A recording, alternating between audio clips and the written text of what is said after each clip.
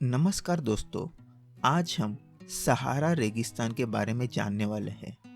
तो बिना किसी टाइम पास के वीडियो को स्टार्ट करते हैं। सहारा रेगिस्तान पृथ्वी पर सबसे बड़ा गर्म रेगिस्तान है। अफ्रीकी संस्कृति और इतिहास के विकास में सहारा ने महत्वपूर्ण भूमिका निभाई है। सहारा रेगिस्तान उत्तरी अफ्रीका में स्थित है। इसमें अटलांटिक महासागर से लाल सागर तक फैला उत्तरी अफ्रीका का अधिकांश भाग शामिल है। सहारा के उत्तर में भूमध्य सागर है। दक्षिण में सहेल क्षेत्र है जो रेगिस्तान और अफ्रीकी सवाना के बीच में स्थित है। सहारा में मिस्र, लीबिया, ट्यूनीशिया, अल्जीरिया, मोरक्को, पश्चिमी सहारा, मॉरिटानिया, माली, नाइजर, चाड और सूडान सहित 11 विभिन्न देशों के बड़े हिस्से शामिल है। सहारा रेगिस्तान विशाल है। यह 36,29,360 वर्ग मील के क्षेत्र को कवर करता है। पूर्व से पश्चिम तक यह 4,800 मील लंबा है और उत्तर से दक्षिण तक यह 1,118 मील चौड़ा है। अगर सहारा एक देश होता तो यह दुनिया का 5वां सबसे बड़ा देश होता। ब्राजील से बड़ा और संयुक्त राज्य अमेरिका से केवल थोड़ा छोटा है।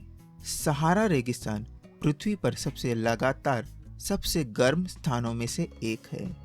गर्मियों के महीने के दौरान औसत तापमान 38 सेल्सियस और 46 सेल्सियस के बीच होता है। कुछ क्षेत्रों में तापमान लगातार कई दिनों तक 120 फ़ारेनहाइट से अधिक हो सकता है। सहारा की समग्र जलवायु इसे किसी भी जीवन के अस्तित्व के लिए एक कठिन स्थान बनाती है। यह गर्म, सूखा और हवा वाला है।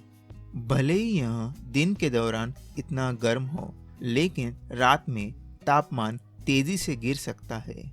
कभी कभी ठंड से नीचे सहारा में शायद ही कभी बारिश होती है।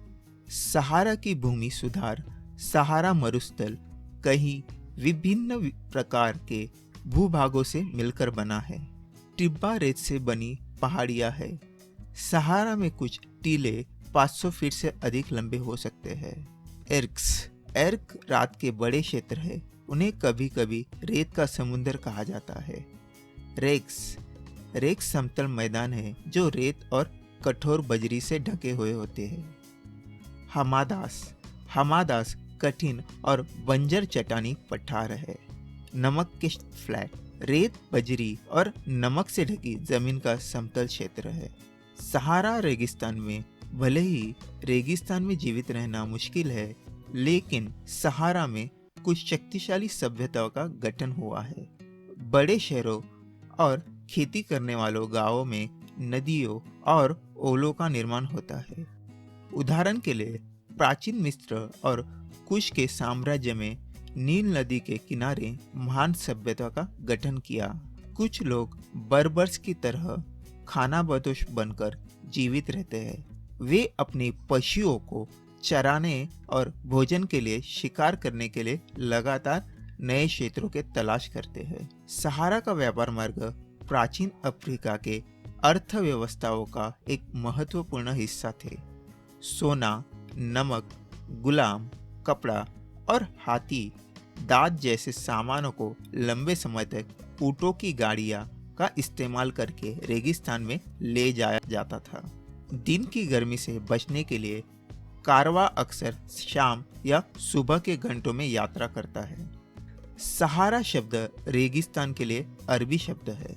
सहारा कई पौधों और जानवरों के साथ एक रसीला क्षेत्र हुआ करता था।